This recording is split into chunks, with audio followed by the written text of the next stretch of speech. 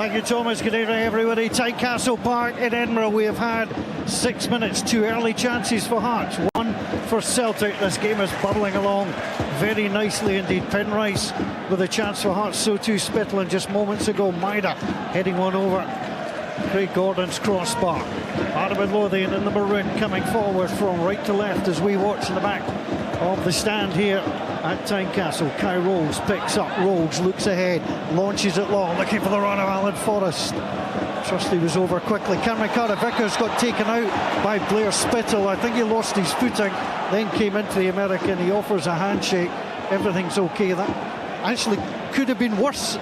It could have been, yeah, but I think the referee's sensible. He did seem to slip as he goes into Carter-Vickers. Thankfully both players are up, they're okay. Here's Maida on the far side as Celtic break in towards the area. Maida is there, checks in, cuts the ball back to the edge. McGregor waits for it. 4 goals next time against Hearts. Tries to set up. It's a brilliant cross. Kyogo almost in. Kai Rolls is to head the ball behind. Another brilliant ball from Celtic into the area, and Celtic have a corner. Yeah, really good ball into the box. Maeda, you know, you can see him on the far side. He's causing already. Aoki, a real difficult night for a young fullback there.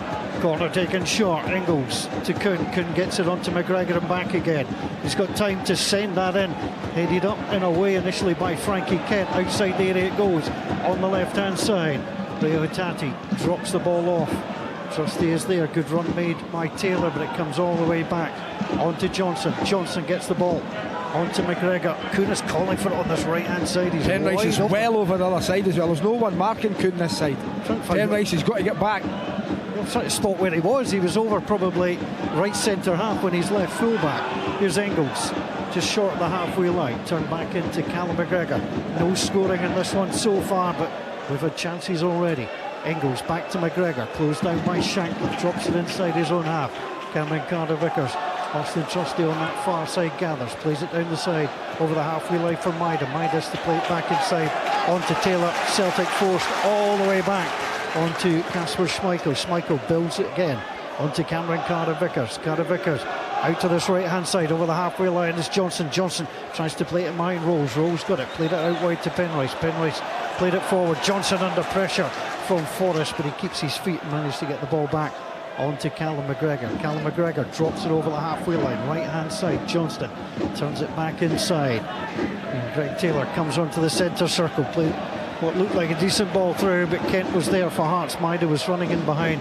Penrice turns it back to Craig Gordon, left-footed goalkeeper, sends the ball forward. Shankland backs his way to Cameron Carter-Vickers, gets the ball off onto Spittle, got rid of it too early, tried to play it across onto Alan Forrest, and Celtic easily mop up. Yeah, he's got to take a touch there, Blair Spittle. There's no one near him. Lovely play by Shankland. Just leaning into Carter-Vickers, holding him off, knocks it into Spittle's path, and he tries to play it first time. He's just got time to take a touch. At the voice of Alan Preston here on BBC Radio Scotland, also watching on from our Glasgow studios, Pat Bonner. Pat, what have you made of the opening to the game? Yeah, good evening, gentlemen. Listen, it was a sloppy start from Celtic. I thought they allowed Hearts to gain the initiative. Some kind of sloppy passes. The one from Greg Taylor across his box allowed Hearts to get those couple of early chances. But I think they've settled into the game now, and they're trying those little passes in behind the Hearts defence with that run from Ada. So, listen, it's always a good game going to Hearts. I'm sorry I'm missing out, guys, tonight, but we made the call early on, and I'm not getting soft or anything, you know that? No, but some of us are at the cold face, Pat, and some of us are sitting getting fed grapes and nice and warm. Now, good on you. It was the right decision from you because the weather was atrocious, but it's actually a really nice mild evening at Tynecastle tonight. Yeah, you would not know that outside earlier on today the buses in Edinburgh had to be stopped from running because they couldn't get around the city. Here it's 0-0, Hearts against Celtic. Celtic making 2 changes from the side that beat Kilmarnock. Cameron Carter-Vickers and Kyogo in. Ada drops onto the bench, as does Liam Scales. Hearts making just the one change from the side that lost at Ibrox. Benny Beningame, who's on the ball now, replaces Kenneth Vargas, who was late coming back from international duty. He also said 1 or 2 things that he might come to regret as well, but I'm sure it's the lateness that caused this problem. Here's Beningame, gathers, sends the ball out wide, too far. Penrice had no chance of getting that, would have needed a step ladder and an extension as the ball was just overhit. Here's McGregor for Celtic inside their own half.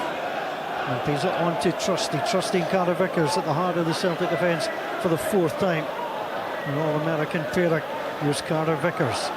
Drops the ball short onto Johnston. And Johnston back onto Kasper Schmeichel. Schmeichel plays it out wide. Here's the opportunity for Taylor. Taylor turns it into Tati. Hearts pressing, Alan. They're pressing, but Paul, what you've got to do is watch the amount of times that Greg Taylor inverts and becomes virtually a central midfield player, and that gives Celtic an extra body in the middle of the park. They're quite happy to go man for man at the back, and Taylor's the one that pops in. Sometimes Johnson will do it on the right as well, but Taylor becomes really influential. Greg Taylor, 14 caps now for his country, and that full-back, as Alan said, does love to come in the park. Here's Cameron Carter-Vickers. Hearts are trying to line up and trying to stop that. Forrest drops in. There's Taylor on at centre mid. Yep. In he goes, but he's lost out. Here's Forrest. Forrest from Boateng. Moving forward, out wide, onto Shankland. Shankland up at the edge of the area, brushed away, and Taylor gathers, plays it on the inside to Tati. Beningame got a block in that. It breaks back to Kent. Kent onto Forrest. Forrest onto Beningame. Centre circle on the right-hand side. Pulls it across onto Penrice. Penrice down onto Blair Spittle. Spittle plays it back on the outside, tries to get away from Kuhn. Penrice tried to play it in first time, breaks off the Celtic man. It is a throw, and that will come for Hearts. Hearts throw it in quickly into Blair Spittle. Spittle on the right foot, played it across but easily deflected away. Kyogo the header back onto Engels. Engels then spirals the ball forward. It's going to break at the edge of the area, and Kent will just nut it back onto Craig Gordon, who didn't race out his goal, realised that Kent had the advantage. I thought Craig was coming to start with. I thought he was coming right out of his box, but he stepped back, and it was good play by Kent. Clearly got a call for the keeper just to nod it back to him. Alan, I was going to say to you, Alan, I was going to say to you just with Greg Taylor going in there, there is opportunity for Hearts to exploit in that space. They didn't do it in the last occasion, but that is always a risk you take, isn't it? Yeah, it is, but you know, it's the way that Brendan Rodgers plays. He would rather attack than defend, and he allows both fullbacks back to invert and become central midfield players, which gives Celtic all the domination in the middle of the park. McGregor does a wonderful job. Engels is in there as well, but when you can add another one in Taylor or Johnson, they really outnumber the Hearts midfield in there, and it's difficult to play against. But you're right, if Hearts can pounce, wait, steal the ball and break quickly, Taylor or Johnson is out of position. Lovely ball by McGregor, just lofted one on to Taylor. Taylor plays it back to Trusty. Trusty across onto Cameron Carter-Vickers. No goals. Tynecastle Park for it's been quite a remarkable day of football on BBC Radio Scotland. This is the 4th commentary we've brought you. Here's Greg Taylor, 30 yards from goal. Into middle it goes. Engels was ready to head it in. Kent heads the ball outside the box, but it's picked up by Nicholas Kuhn. Kuhn gathers, slips the ball onto Johnson, and Rolls has to come and block and send it behind. It's Celtic, Pat Bonner, have their second corner. Yeah, and listen, you know, they're now into the game. They're moving the ball well. They've been playing with confidence all season, and it's those runs that they make also from those inverted positions. Very, very difficult to track. And do you hand it on to a centre half, or do you go with the runner? And that's the big question. You've got to be well organised. Engels with a corner into the middle. Frankie Kent, the Londoner, gets his head to the ball, bounces out of play. It's not quite a full Tynecastle Park. I think some people have decided couldn't just make it because of the poor weather earlier on today. Hearts fans are not handing the ball back to Celtic, and now they're holding it for a ball boy, and then they've decided to get another ball anyway. Here's Engels, will come from this right-hand side, ready to spiral this one in. Hearts have got everybody back inside the area. Engels right-footed, it's low, turned away by Shankland. Forrest waits for it, hits it rather heavily, gets away from Maida, tries to spin wide. Maida blocks him with a sliding challenge. Ball out of play. Maida does that for you, Alan. He'll just run all day and see any weaknesses. Paul, if there's ever been a finer athlete in Scottish football, I've yet to see it. It's incredible. I watched him. They were 6-0 up against St Johnstone at McDermott Park. There was 2 minutes to go. He lost the ball at the edge of the St Johnstone box and ran 80 yards to win it back with 2 minutes to go, 6-0 up. It just shows you his desire. And Alan, he would travel to Japan this last week. You know what I mean? That's the other thing. I thought maybe that the last time he travelled, he was a little bit tired. Took him a couple of wee while to sort of get back into it, but you're right, he's an absolute machine, isn't he? Incredible, Pat. Honestly, just like a swing and a miss from Penrice there. I thought it might have nicked him, but Hearts have got the bye kick here.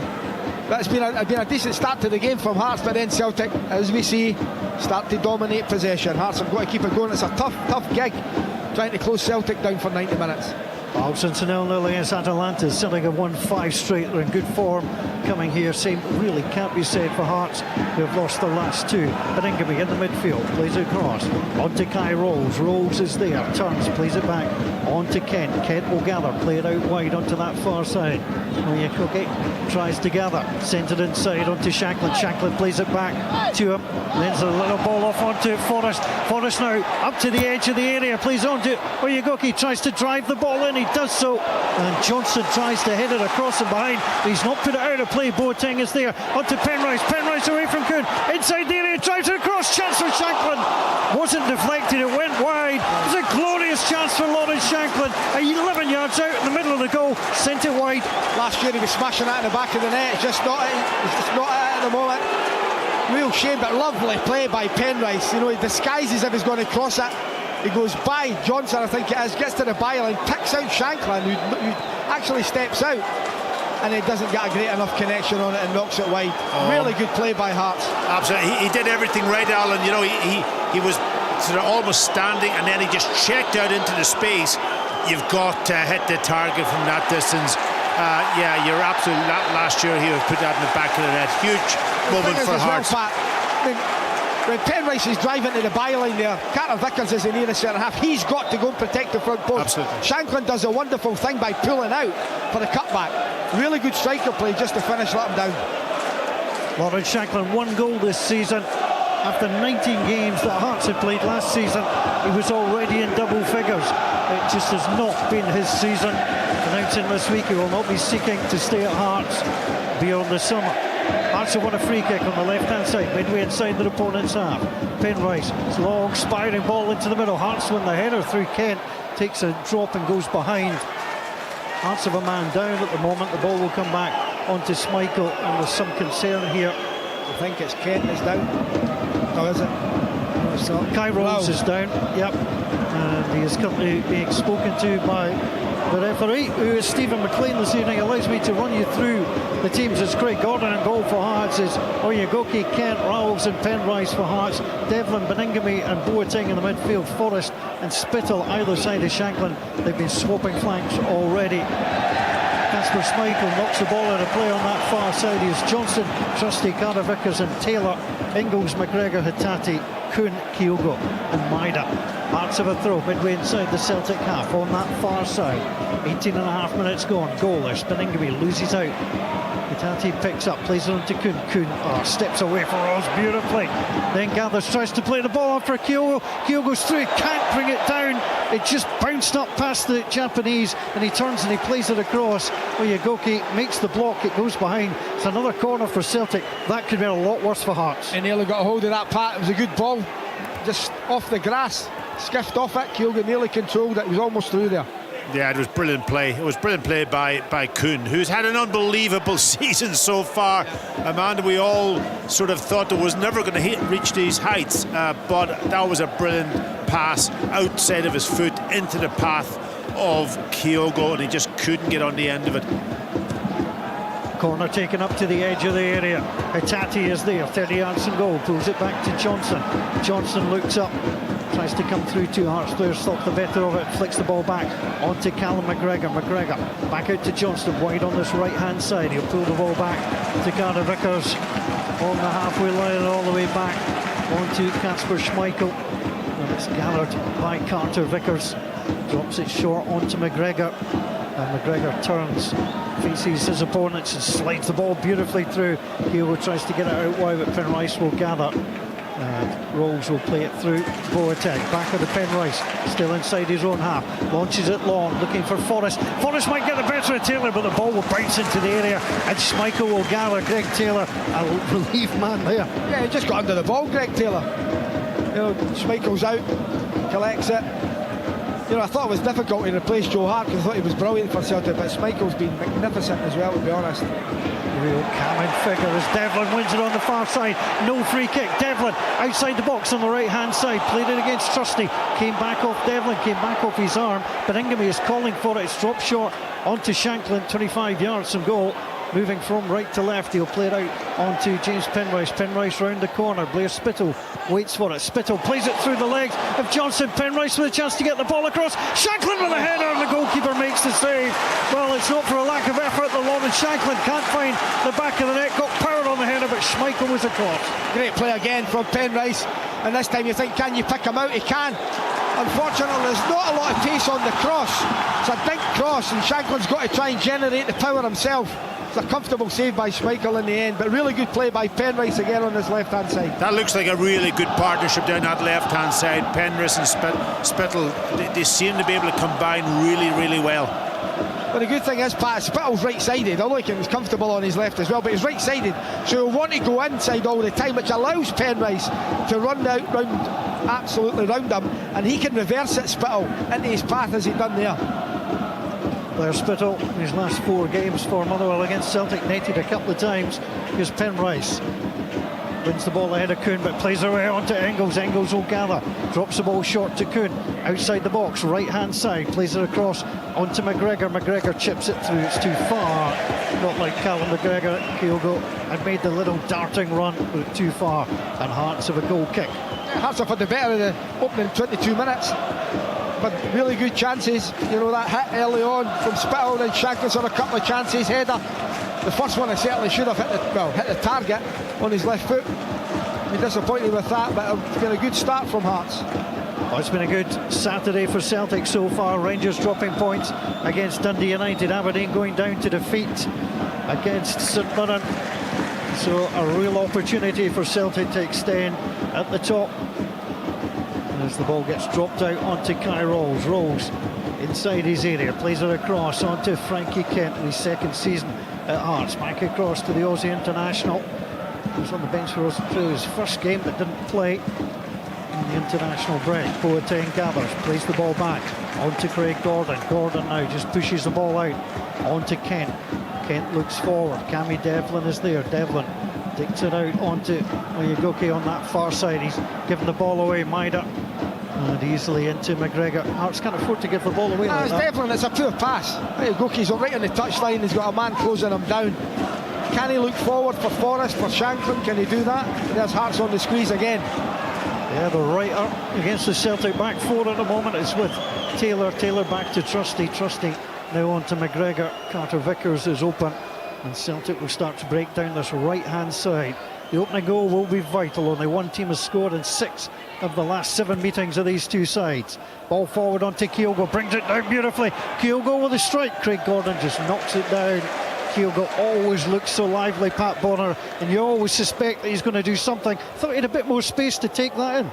Yeah, but that was a good take. Actually, he could have carried on after he's controlled it beautifully and opened up. But you know, for a striker like him, the first thing in his mind is to hit the target. But you know, yes, Hearts are pressing high, but Celtic have so much quality that they can maybe break that press. And when you break that press, then that space is in between the lines is there for Celtic to exploit, and you can see that's what they're looking to do every time that they break that press. So Hearts have got to get a press absolutely bang on. 24 minutes played, goalless so far at Tynecastle. Trusty comes across, wins the ball, it gives it straight away onto Spittle. Spittle tries to go round him, but he gets a touch to Cameron Carter-Vickers, and his countryman plays the ball forward onto Callum McGregor. McGregor out wide, inside his own half is Greg Taylor. Lines up the ball in behind the fullback. Might just come forward. Craig Gordon came to the edge, it was knocked away by Kent. Now here comes Itati. Itati wide on that left-hand side. That almost went horribly wrong for Hearts. And a lovely touch by Beningame to play the ball back to Kent, and Hearts try to break. Forrest onto Shackland, right-hand side over the halfway line. Tries to come, but he's blocked off by Trusty and decides to keep the ball. Oyegoke on that far side, back inside onto Kent, and Kent gathers. I think that's what Hearts need, you know, for Neil Critchley in the window. Maybe not so much January, but certainly in the summer. He needs real pace, because the ball goes up to Shanklin there. He's not got anyone really running forward. Forrest is reasonably quick. Spittle's not the quickest. They certainly need pace. You look at Aberdeen, their front players are lightning quick. They need pace in the side. Long ball played forward by Hearts all the way through to the man in yellow. That's Kasper Schmeichel. Schmeichel plays it forward onto Callum McGregor. McGregor back onto Trusty. And Drumming continues here at Tynecastle. No goals so far. 26.5 minutes gone. Earlier on this evening, Dundee 4, Hibs 1. Hibs rooted to the bottom of the table. They'll play on Tuesday against Aberdeen, a match you can hear live on BBC Radio Scotland. The ball gets played back once more to Schmeichel, who's well outside of his goal. Gets it short onto McGregor. McGregor plays it out wide onto Trusty. Forrest calls for Devlin to try and close down. Hearts again, Alan Preston continuing with the press. They are, but you can see that then one of them will pop into the space, whether it be Hatate, whether it be Engels, they'll just drop in. And Boateng's got a difficult job because at the moment Engels is playing behind him. If Celtic can get him on the ball, he's right down on that Hearts back four. And you see him, he just runs off. He's in 10 yards of space at times. Belgian international saw international duty against Italy and Israel during the international window. So no goals so far. Here's McGregor, plays the ball out wide. Trusty all the way back onto Schmeichel. Celtic patient as ever, starting to build once more. Cameron Carter-Vickers, Kyogo had made a run, he drifted to an offside position, so the American held on. McGregor gets the ball across onto Johnston. Johnson now is Kuhn in front of him. Plays it inside onto Kuhn, works a lovely 1-2. Johnson into the middle, and it's Frankie Kent who has to turn the ball behind. It's another Celtic corner. Pat Bonner. Yeah, good play, really good play. Patient play from Celtic, as you rightly say. Just passing around and then just trying to exploit little spaces in behind the Hearts defence. And you know, that time was a 1-2 and Johnson getting into a great area, tried that early cross. But no, listen, Celtic will be happy enough that they've survived the big chances that Hearts have had, and they're just hopefully just keep playing their game, and they will also create their chances. Engels again will take the corner from the right hand side, lofts it in this time and headed past everybody, and Engels went down. It's played back into the area. It's going to be too long. It'll take one bounce and go out behind. Austin Trusty just shakes his head. There was no particular problem with that as the ball comes all the way back. It'll be a goal kick to Hearts. Here's Alan Preston. Well, Hearts zonally at corners there, but when you see one or two have got to be picked up, Trusty being one of them, Carter-Vickers being another, and it's actually Penrice, who's not the biggest but he's decent in the air, who's trying to pick up Trusty. If I'm Celtic, I'm trying to pinpoint Trusty because that's a right height mismatch. Austin Trusty, and his 13th appearance now for Celtic, yet to find the back of the net. The man from media in the USA, certainly a threat. Devlin taken out by Taylor. Free kick, Stephen McLean. That's an easy call. Steve McLean taking charge of this fixture for the first time, bizarrely, since 2019. It's been Nick Walsh and Kevin Clancy that have taken charge of most of them, but he has now returned to being the man in the middle and seeing both these teams for the first time this season. Hearts have a free kick 10 yards inside the Celtic half. Celtic get everybody back behind the ball. Hearts drifting everybody forward. Beningame is the furthest player back apart from Oyegoke, who doesn't fancy taking the free kick. Spittle will take it. He'll go over and take it with his right foot. Beningame then steps forward. Oyegoke decides to be the furthest player back. Spittle raises his left arm, strikes the ball with his right foot up to the edge of the area. Frankie Kent plays it in. Carter-Vickers heads the ball away. Now Hearts are going to be stretched here. Maida tries a little back heel onto Kuhn, but it breaks back off Beningame and then out of play it goes. But that's the danger, Alan. Celtic are so quick. That's it. Hearts are sometimes vulnerable, Hearts, when they've got their own free kick, because Celtic can break so quickly. Maeda then chose to try the back heel, didn't come off, or he was clean through Kuhn. Hearts have scored more goals from set plays than any other team in the Scottish Premiership this season. In fact, now that there's 30 minutes played, Hearts have scored from open play 5 times in 1,200 Scottish Premiership minutes this season.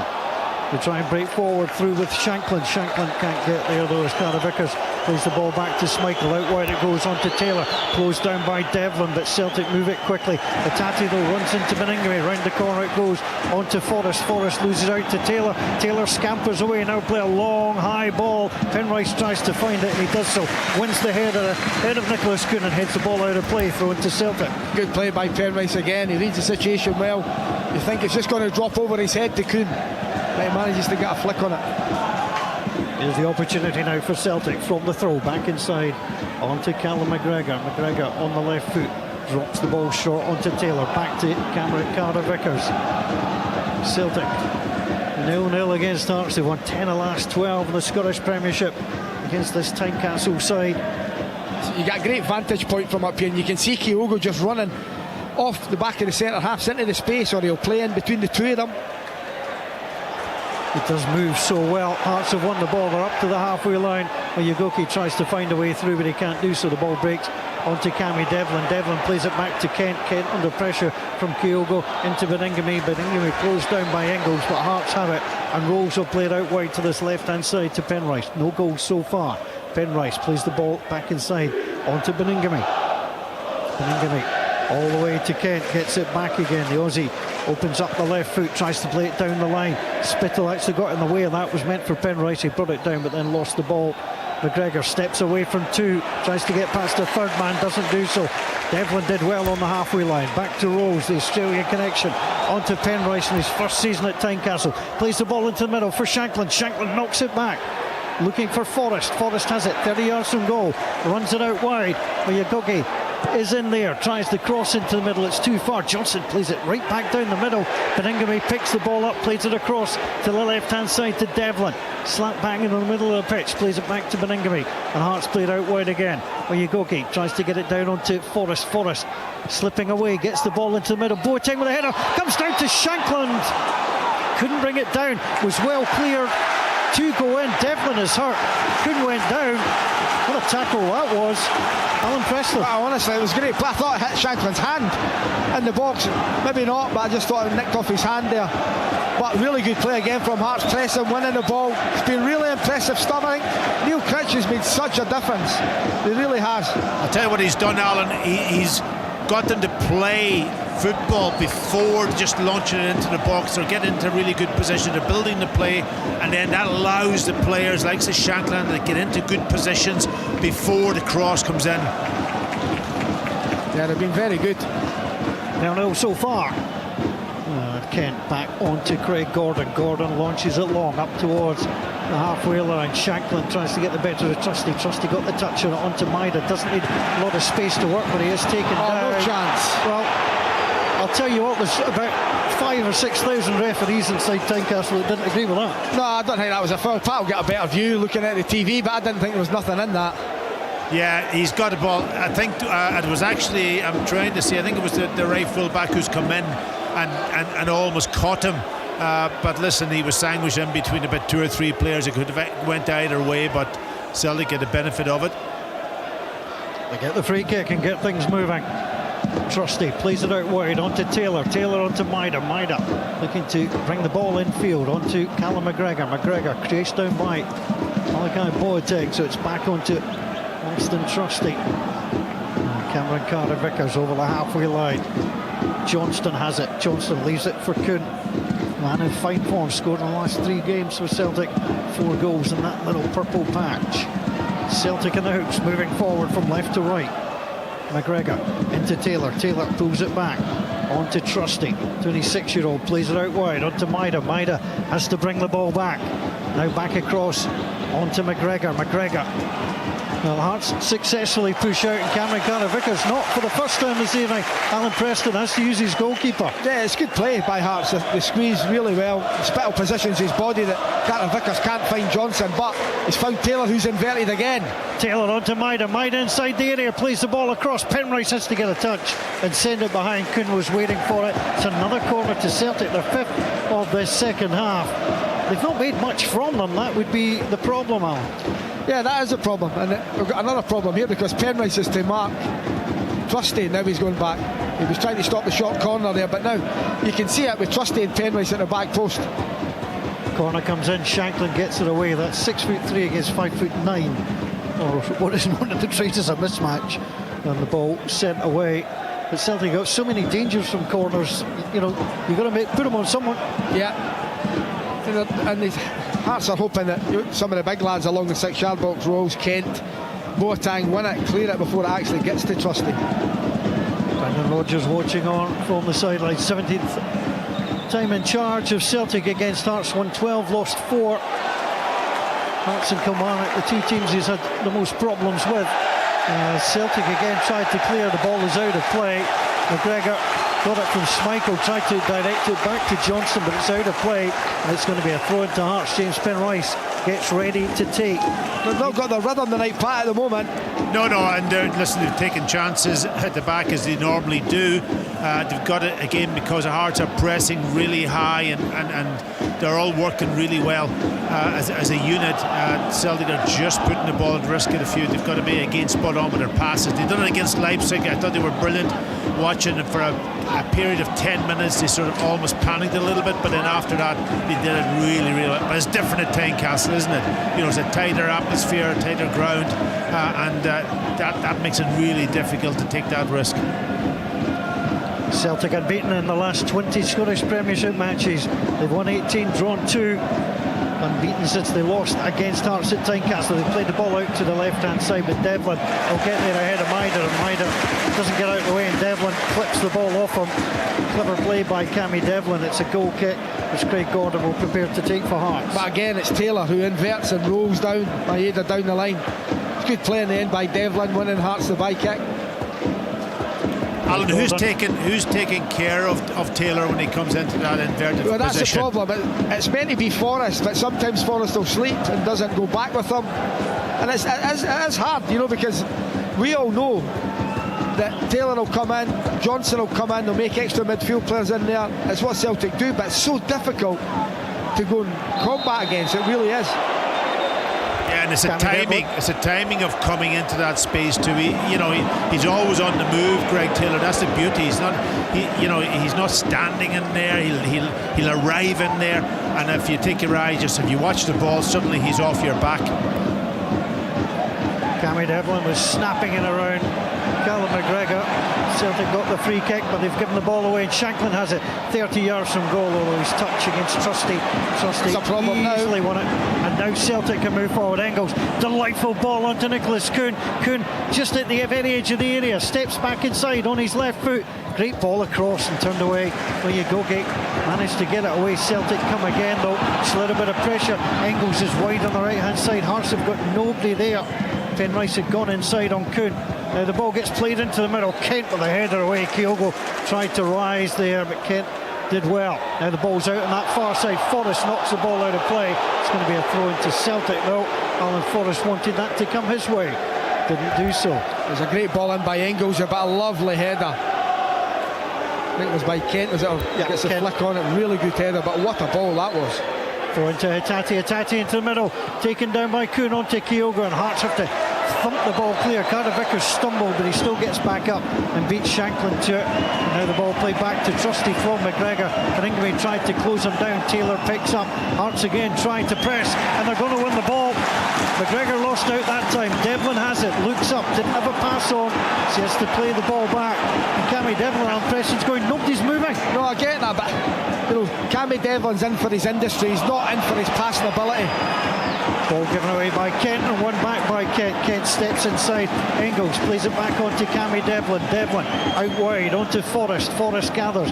Forced in field, forced onto the halfway line, but jabs the ball through onto Kai Rose. No goals so far. 39 minutes played at Tynecastle. Commentary match number 4 of the day from BBC Radio Scotland Sports Sound, live at the action as Engels brings the ball under control and Boateng gets a touch, knocks the ball out of play, and Celtic have a throw. Pat Bonner, Celtic have played well, but they can't seem to find that breakthrough yet. They played okay. They've been a wee bit sloppy at times, I've got to say, and they've been getting caught on the ball in midfield. McGregor's been caught, which is Ingame is up very tight to him, and if he takes that extra touch, he's going to just lay it off, maybe first touch, second touch maximum, but if he takes an extra touch, Ingame isn't on top of him, and that then creates the opportunity for Hearts and gets the crowd up.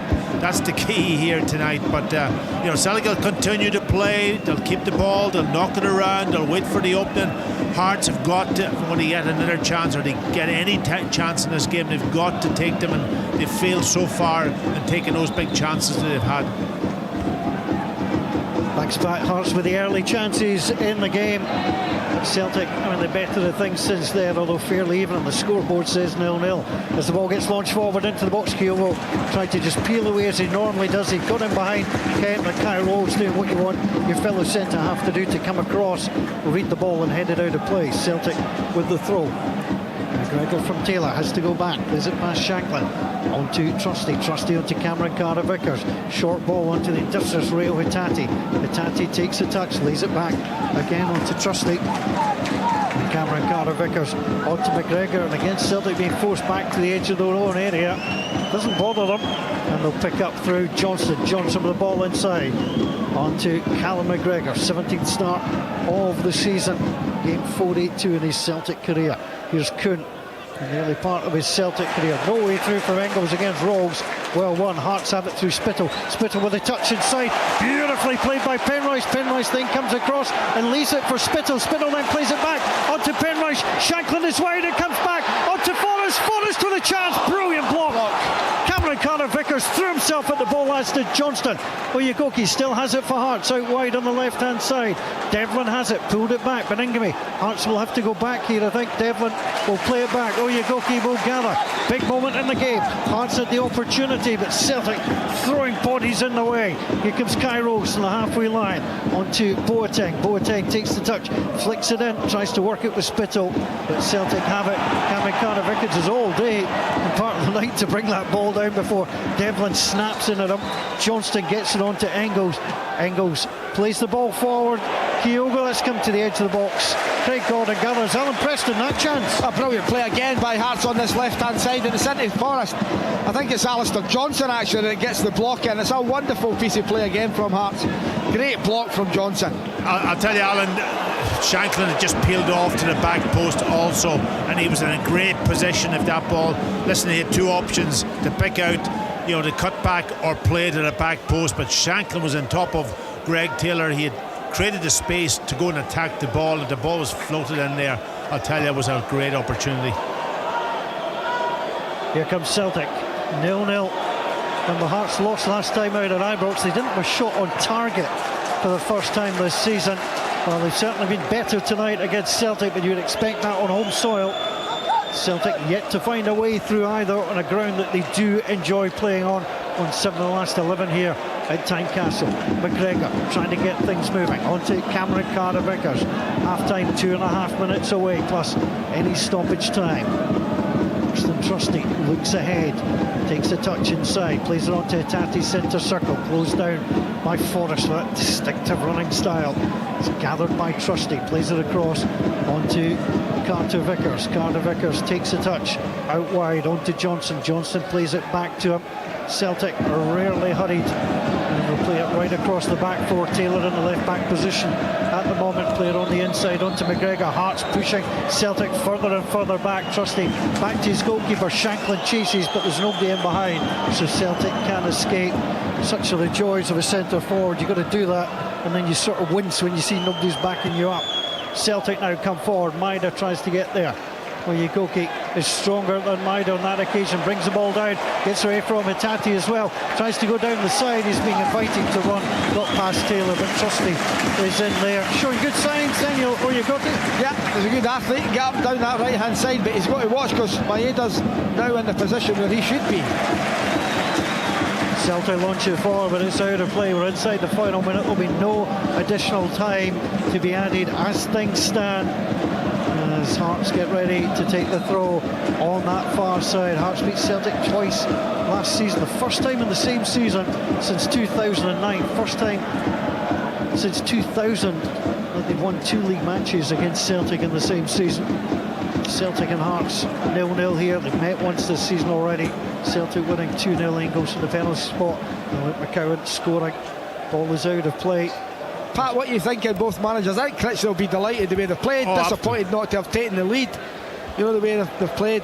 Absolutely. They've played well. They've been a better team. Yeah, I think they've had the best chances in the game. He will be totally disappointed that they haven't taken at least one of them. I think Shanklin's chance, you know, when he knocked it by the post from about 8 yards out was the big one. You know, your main striker gets the ball in that position, at least make the goalkeeper have to make a save and that. But overall, they've played well, they've built the game well, they've hung in there. Celtic will have taken the chance, you know, or the risk, should I say, at the back to try to build the game. Hearts have been pressing them. So I think overall, I think the Hearts manager will have been happy. The bang you heard in the background was for a dispute over a throw-in. It meant very little in the end as referee Steve McLean brings the first half to a close. Bang on the 45. It's been a great evening's entertainment at Tynecastle. We still await the breakthrough from these sides. Half-time scoreline from Tynecastle Park in Edinburgh. Hearts 0, Celtic 0. Hearts versus Celtic in the Scottish Premiership. Live on Sports Sound from BBC Radio Scotland. Join me, Billy Sloan, for a special with The Edge from U2. I've no intention of retiring. Music is kind of my recreation. I do it for fun.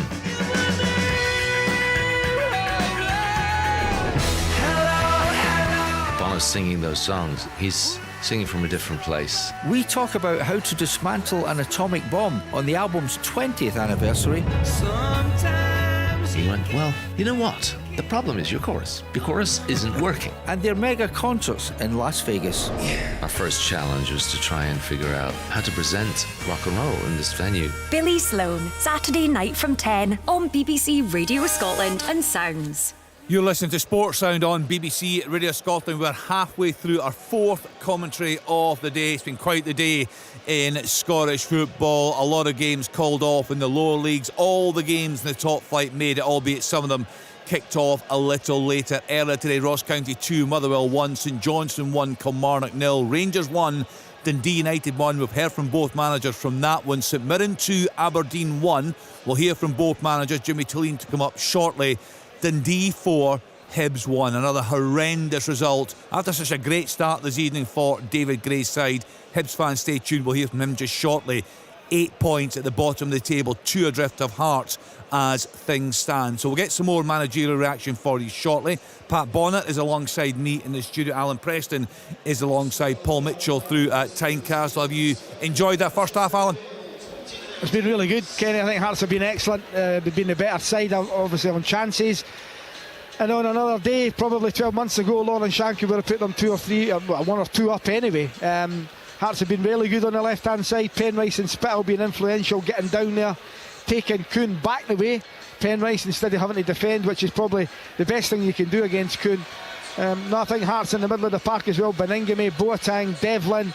They've been ratting about and they've put Celtic off their stride a couple of times.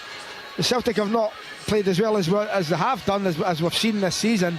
But I think that's down to Neil Critch's men and the way they've went about their business. But it's half a job done, and that's all it is at the moment. Still 45 minutes to go. Yeah, we know how dangerous a Celtic team can be. Looking at the start, Celtic dominating possession as they usually do, but shots 6 for the home side, 3 on target, 2 for Celtic, just the 1 shot on target. Pat Bonner, what will Brendan Rodgers be concerned with right now? What will he be looking to change? He will be trying to get them to maybe pass the ball a little bit quicker and sharper through the lines, because Hearts have really pressed them high. They've been almost up at the edge of their box, and they haven't quite pressed the goalkeeper, but they've pressed the centre backs, and they've taken that sort of almost risk. And there's lots of space behind that. Let's face it, and of course they have Devlin in there, they've Beningame and they've Boateng, who all stay fairly tight and do a good job. But if you can beat those lines, that's when you can exploit the space. Celtic haven't really got into those, especially down the right hand side, as Alan said with Kuhn. He hasn't been able to get enough possession higher up the pitch so we can go and then take the fullback on. They've got in a few times on that side.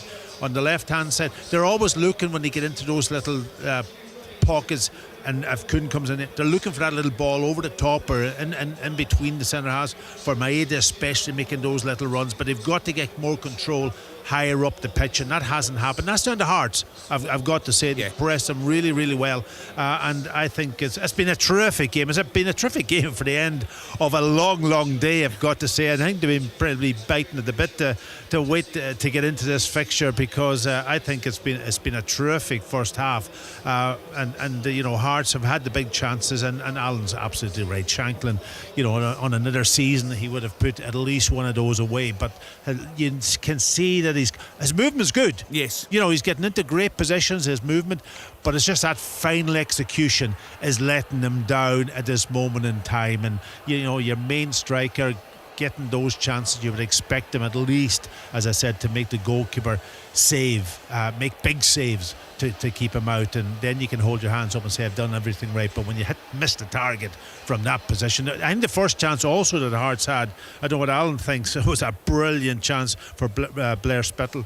He got in, he kind of almost hit the shot into the ground. I don't think he believed in himself, as it was so early in the game, but that was a big chance. So those were the two big ones I think that Hearts had, and if they don't take their chances, you know what's going to happen. We know it. We've seen it so many times. The class comes through, and Celtic, as we said earlier on, have been relentless, of course, domestically, and much improved in Europe the past couple of games. Of course, we'll have the next game for you on Wednesday night on Sports, and Pat will be there alongside James McFadden at the ground. I'll be in the studio with Tom English Sports and on air at 6 o'clock. It's been a busy old day. 4 commentary matches we brought you today. The last game, just before this one kicked off at Tynecastle this evening, came from Dens Park. Hibs desperate for a result, got off to an absolute flyer, but things quickly turned. A man sent off, they ended up losing the game by 4-1. I didn't see David Gray post-match, but I watched him walking towards the dressing rooms at half-time. He just looked a man haunted. I don't think he could quite believe what is going on, and Hibs fans have been getting in touch with me tonight. They've had enough, just the way things are going at the club. Something needs to change. Is that a change of manager, or is that just same old? It strikes me perhaps the problems lie a lot deeper than that. Let's hear from David Gray. He spoke after the game with our reporter Tyrone Smith. David, just give us your overriding thoughts and emotions after that. Very frustrated again. Obviously, I feel like we've been in this movie before. Started the game really well, get ourselves in front in the game, came out the traps really well, total control, and then a moment of madness again. An individual decision has definitely cost us. Well, you've got 80 minutes to try and play with 10 men, and history shows you, even in this league, that you go down to 10 men, it's very difficult to win games of football. So we gave ourselves a massive challenge after that. I mean, it was a brilliant start by the team up until that moment. Are you surprised and disappointed perhaps with how the team folded after the red card? No, see, I don't think it's a case of absolutely folding. I think even when you see the effort that the players put in, I do think that a couple of the goals we've lost, whether we had 10 or 11 players on the pitch, we can do better. Like a set piece, whether you've got 10 or 11 players on the pitch, there's different areas in which we can be exploited, but that's not enough desire to win the first header, not tracking your runner for the first goal or stopping the cross. So whether you've got 10 or 11 players, we need to be better in the moments. But like I said, the momentum shifted straight away. They got on the front foot. They're going and they hit the bar as well. So they did have a few chances. But what I would say is the players kept going, especially second half. Kept going. She kept showing that fight. Kept playing with an effort and desire to try and get ourselves back into the game. And then obviously it's another mistake that cost us later on in the game. But the third goal's the killer one with a mistake that comes with that one as well. I guess in those situations, when you have an early sending off, it's a time for leaders to step forward and character as well. Do you feel you've got that leadership and you've got that character in that dressing room to get you out of the situation that you're in the moment? Listen, I think it's very hard to stand and defend it when we're in the situation we're in, and the questions that we're constantly being asked, and I'm being asked the same questions very regularly, so it's very hard for me to stand here and I'm certainly not going to come up with an excuse or try and justify it from that point of view. It isn't going to change anytime soon, so we need to, as I've said many times, accountability, take it together, work as hard as you can to try and change it and stick together during this difficult period. And whether it's myself or anyone who gets the opportunity, it's about trying to get this group to where they can be, because I still believe we are good enough to get out of it, out of the trouble we're in the position we're in the league at the moment. But there's certainly no time to feel sorry for ourselves again. We've got a game in 3 days' time against Aberdeen, which will be another tough test, and they need to be ready for that. You got the vote of confidence from the board during the international break. Where does the result and the magnitude maybe of the result tonight leave you?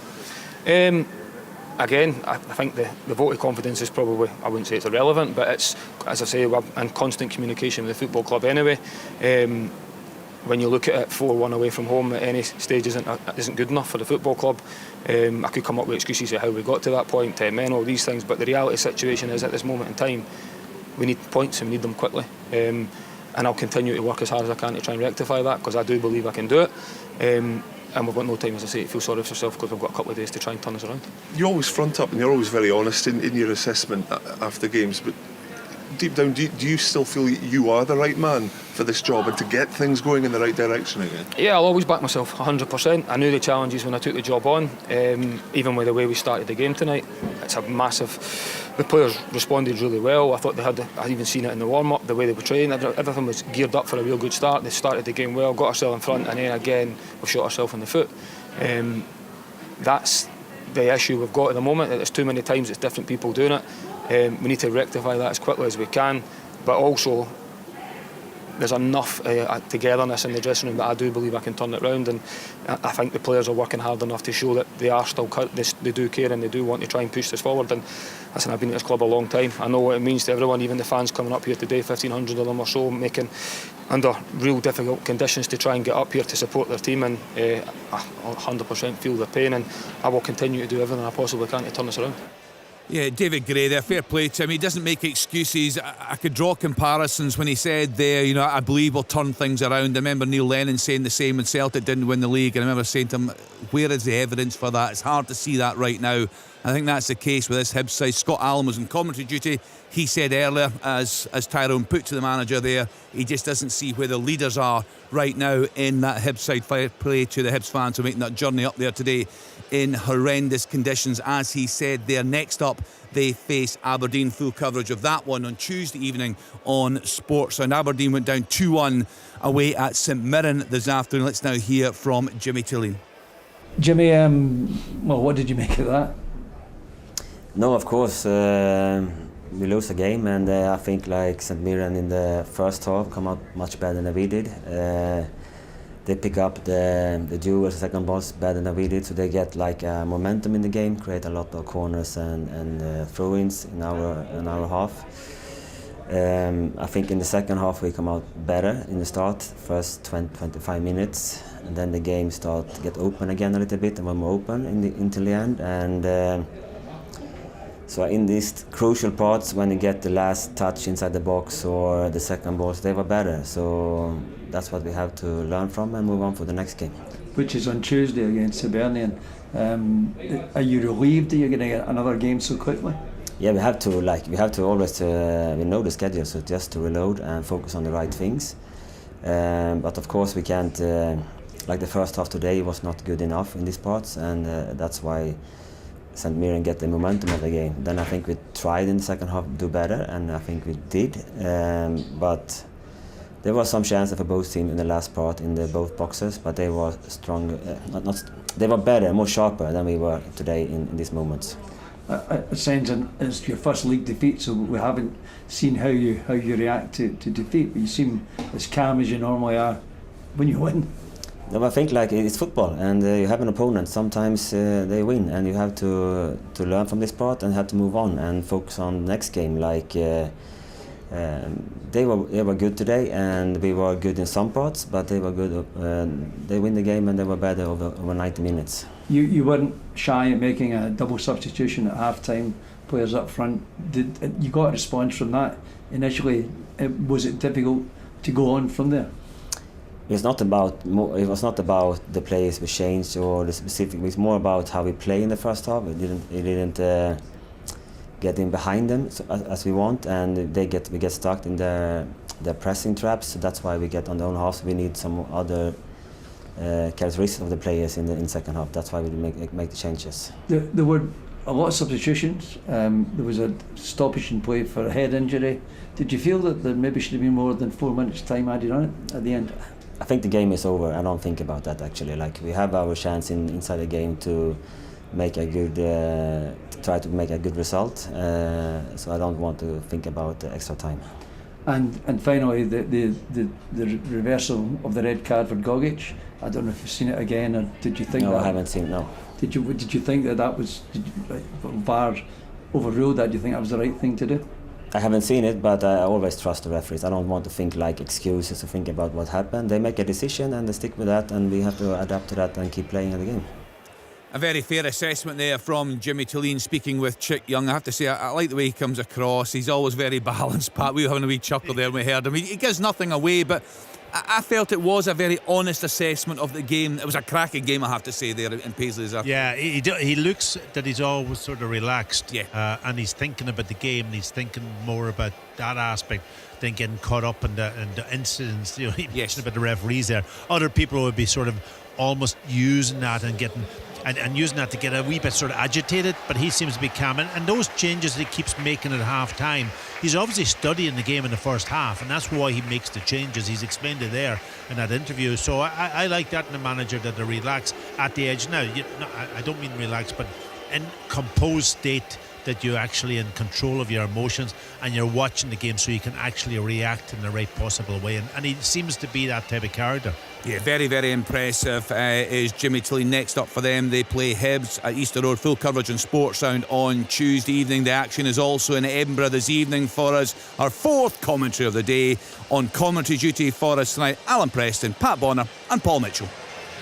Thank you, Kenny. What a day it has been. How is it going to finish here at Tynecastle Park in Edinburgh? Both teams are back out, led by referee Steve McLean. Our Hearts will be going from left to right as we watch in the back of the stand opposite the main stand in this wonderfully redeveloped Tynecastle. It's always a good football ground. It's now a great football arena, and Celtic do enjoy playing here. Since the last Scottish Premiership draw between these two sides, there have been 30 Scottish Premiership meetings. Celtic 25 wins, Hearts with 5. December 2015, the last draw between these two in the Scottish Premiership. It was a 2 each. They followed a 0-0 at Celtic Park a few months earlier. Hearts underway, move it forward, and Cameron Carter-Vickers will gather, plays it down onto McGregor. Trusty plays it out wide onto Taylor. Taylor back onto Trusty. And here's McGregor back to Trusty once more. Inside his own box is Cameron Carter-Vickers. He's got a chance to bring the ball away. He does so. The American passing to the other American. Hearts announced the president and vice president were here. I was going to be impressed thinking two Americans playing, but I think it was of a supporters club rather than the USA. So we need not worry about Mr. Trump. As the ball comes back onto Carter-Vickers. Here's Trusty. Trusty gathers back inside onto Carter-Vickers. Celtic just easing themselves into the second half slowly.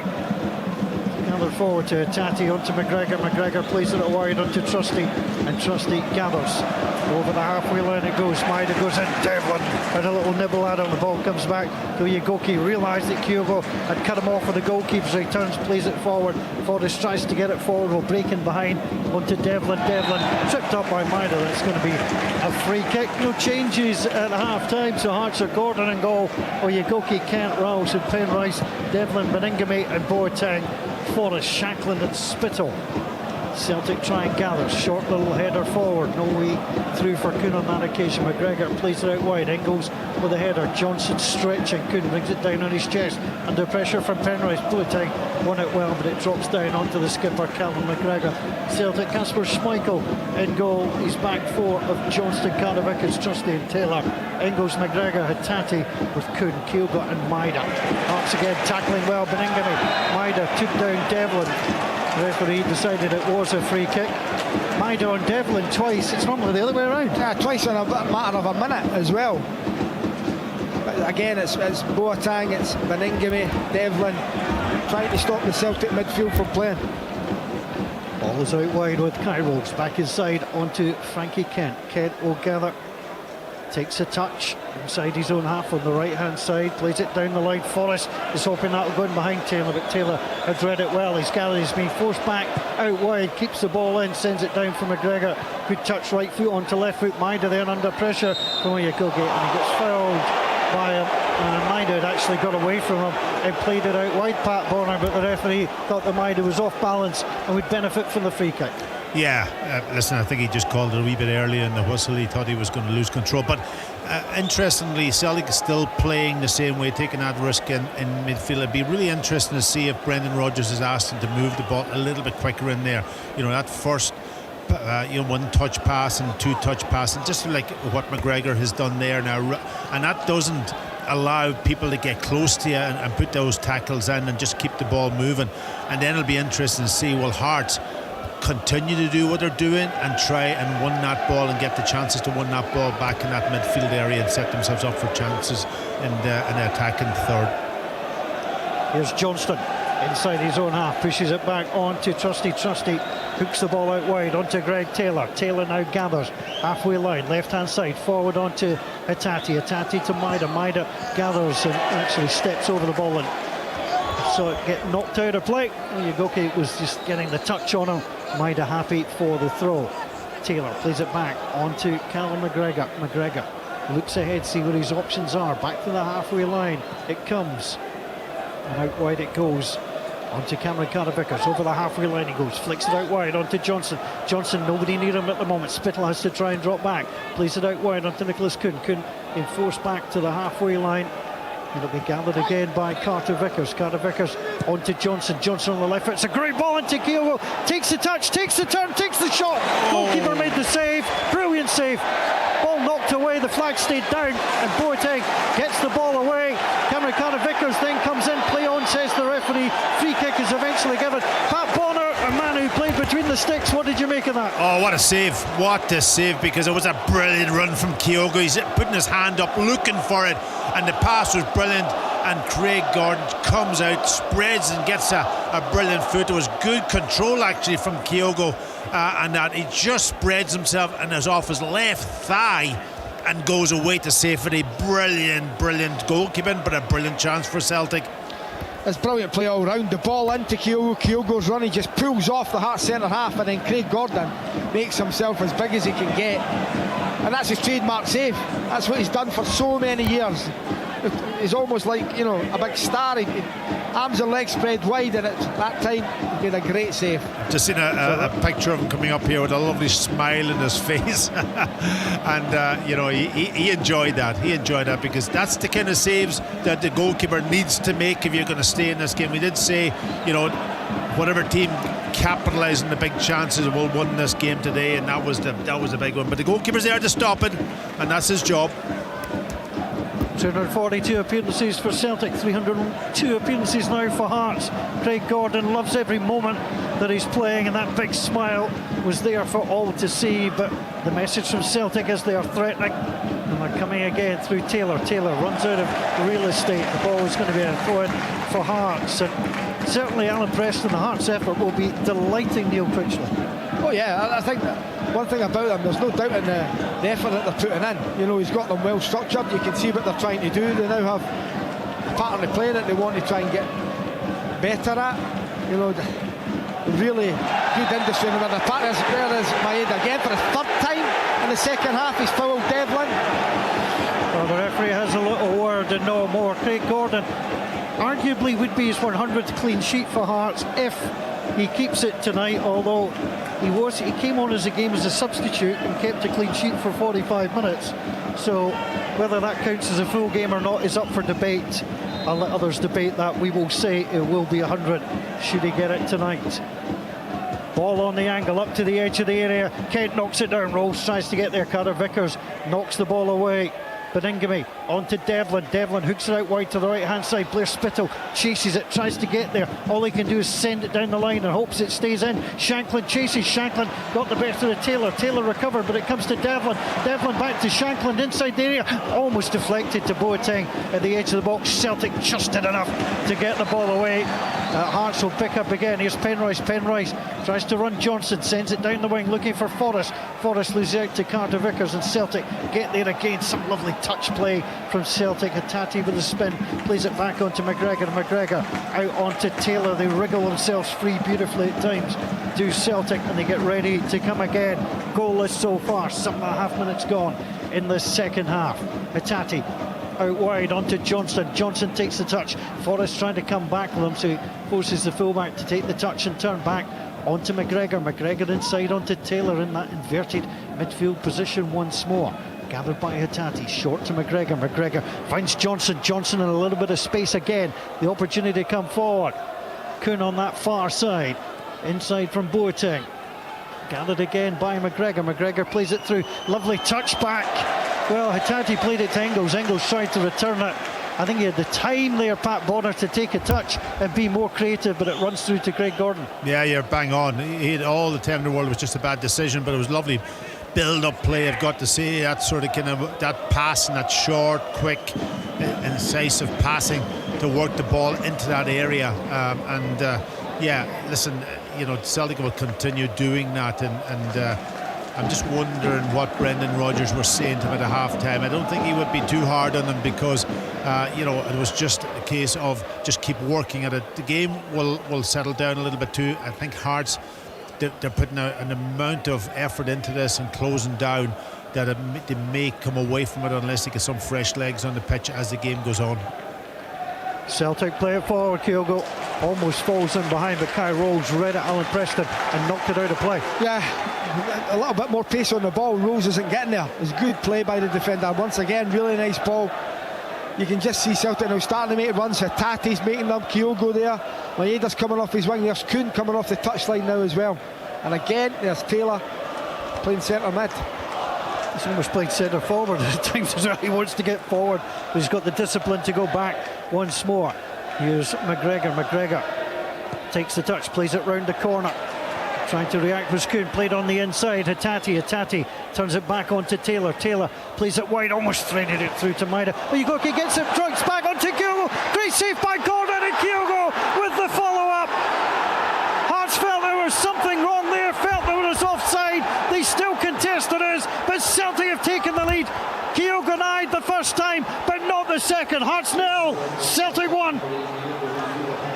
That's a really good finish. On you go, Pat. No, I'm just waiting for the replay coming up, but it was initially when the ball's played in there, I thought the fullback did really well, but he could have cleared it better than he did, and it came off McGregor. I'm just looking, was he offside? The deflection came off McGregor. I just didn't quite see the line yet to see. Oh, he could maybe be starting it up. It's tight. It's tight. Well, the angle. I haven't seen the right angle yet to see if it's. But I think the fullback. It's going to be onside, Pat. Yeah, I think he is, and I should be seeing that better in this. I missed the first replay, and I couldn't see it from the right angle. But I think he's going to be onside. Yeah, there's got a goal for Celtic. Yeah, you know what? I mean, you're right. Maybe they could have been a bit better defending. Ugoki eventually he stretches and gets the ball, but poor clearance. Ball breaks to Kyogo, puts it in at the second attempt. Very, very harsh on Hearts, I've got to say. Yeah, it is, Alan, and it is. But you know, he did great initially for intercepting the ball, but then he just kind of half panicked, probably on his wrong foot, did he? And just smashed it against McGregor, and then it can go anywhere. A little bit of luck. It's the first time I've heard the Celtic fans 56 minutes in the clock. They're normally very vocal. Now they've got something to sing about. Well, Kyogo in his 150th appearance for Celtic nets his 80th goal. And the ball comes back to Kasper Schmeichel. Well, Kyogo denied the first time, but not the second. Craig Gordon made the save, and all credit to the Japanese, finished it well. Yeah, Paul, I was going to say that actually. It was another brilliant save from Craig Gordon. He was so unlucky that he didn't get enough on it to knock it away from Kyogo, but you know, he did get a block in. It wasn't to be on that occasion, and now Alan Preston, Hearts have it all to do. Yeah, they have. But I mean, I'm sure Neil Critchley won't panic. You know, have a look. They've been playing well. They've been creating chances, especially in that opening period. If it goes 2-0, it's a long way back. But while it's 1-0, you're still in the game. Well, Kyogo scoring against Hearts is nothing new. 11 now in 14 appearances against the Gorgie side. He's always enjoyed facing Maroon. Here's Taylor over the halfway line, plays it into Engels. Engels takes a touch. Beningame came back, Kent won it as well. Devlin gets the ball, flicks it onto Forrest. Forrest down the side, looking for Shanklin. Trusty is there, and then runs the ball out of play. Not quite sure he realised the line was there. He twisted awkward like, and Hearts have a throw, which is taken quickly in towards Lawrence Shanklin. There's nobody in the area though. Shanklin down by the corner flag and wins a throw for his side, and now that's about the best he could do. Yeah, and I'm just looking at the Hearts bench to see what they've got, and it's really unsurprising, but there's no Boyce and there's no Mackay. Boyce has not played a minute for Neil Critchley, and Barry Mackay's hardly played as well. They're not even stripped. Yeah, I'm not sure there's a future at Tynecastle for either as things stand. So Yagoki gets the long throw in. Penrice tried to win the header. Celtic get the ball away. They lead, as they've done in every Scottish Premiership game this season. The only team to come back on them were Aberdeen. Maida is taking down Devlin for the 4th time in the half, and the referee is calling him over. The yellow card is going to be shown for persistent fouling. I tell you now, if he has another one, he's got to be off. That's 4 in a matter of 12 minutes, 13 minutes. 13, yeah. Yeah, that was definitely a booking. That was without all the others.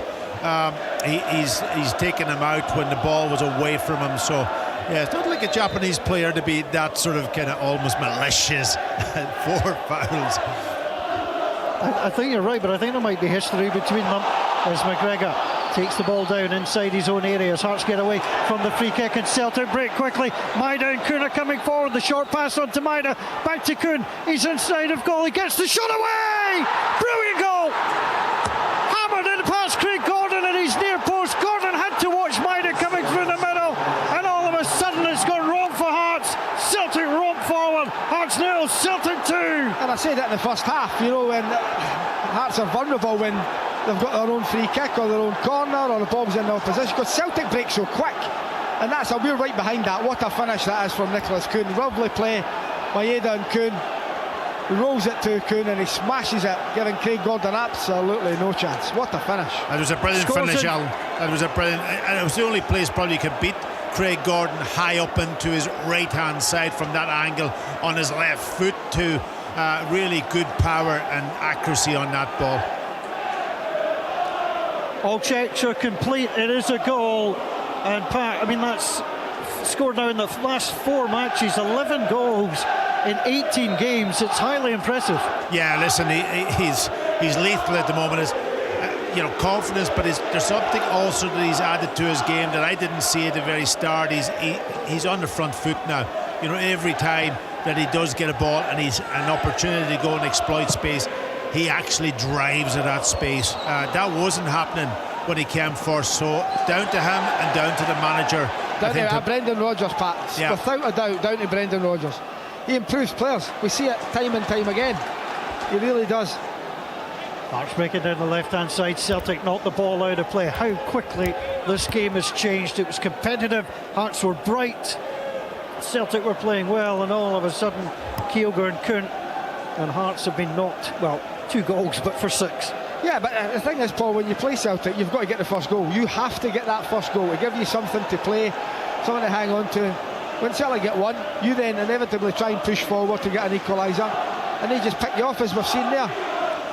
Yeah, you've got to say, Alan, also, I know he got booked. He had 4 tackles, but he played a big part in that goal. You know, he's won the header and set Kuhn up initially, and then when he gets the ball again, he picks out the correct pass. No, he's a terrific player. No doubt at all about it. I went back about 25 years to see when last time Hearts came from losing the first goal against Celtic. They haven't done so this century. And now they've got it all to do because they are 2 down. Their only glimmer of hope is Aberdeen were 2 down at Celtic Park and came back. Arguably Hearts are no Aberdeen this season. As the ball gets played away, Hearts are offside, pushing forward. Lawrence Shanklin watches as the flag goes up. And well, Alan, I mean, Hearts fans will tell you they've seen this before. The team's played well in the first half. They start the second half well, but because they can't find a goal ahead, as soon as they lose a goal, they're on the back foot. It's always the case, Paul. If you don't score when you're on top, as Hearts were in that opening period, it'll come back to bite you. Celtic got that much quality. They were always going to create chances. The first one's a stroke of luck. The second one's a brilliant counter-attack. And it looks like they're going to their bench now. Just seen obviously coming across here on the footage that it looks like Bernardo and Forrest is going to come on the pitch, so they can go to that bench and they can actually even, rest some players when they're in that commanding position. Both these sides have got European business against Bruges. The sides from Bruges coming up to another week as Celtic come forward on that far side. Kuhn plays the ball on the inside. Engels touches it forward. Kai rolls, thumps the ball away. It'll come up towards the halfway line. It's going to be Carter Vickers, and Carter Vickers back to the man in yellow, Kasper Schmeichel, who is continuing to keep a clean sheet. Celtic have won the first 6 matches on the road this season. In the Scottish Premiership, this would be 7 in a row. Celtic in a row would be 9 unbeaten on the road, which would be the best return in 5 years as the ball gets played forward. As it's gathered out wide on that far side. Hearts 0, Celtic 2. Coon gets it, plays it into the middle, touched away by Kent. Rolls is there, Devlin plays the ball back. Daniel Oyegoki couldn't get the clearance away for the first goal for Celtic. Ball comes up to the halfway line. Shanklin on the inside, plays it to Spittle to Devlin. Devlin can't get there, and Kent is to come in behind him and gather. It'll be played now by Oyegoki. Celtic preparing changes, Hearts preparing changes. We'll get across to Brian McLaughlin in just a moment as Kai Rolls plays the ball out wide on that far side. Penrice has to go backwards and does so, and plays it on to Kent. Kent in the D, in his own penalty box, steps forward, looks ahead. A little bit of energy's just gone from the Hearts performance at the moment. Boateng plays it back to Kai Rolls, back inside onto Boateng.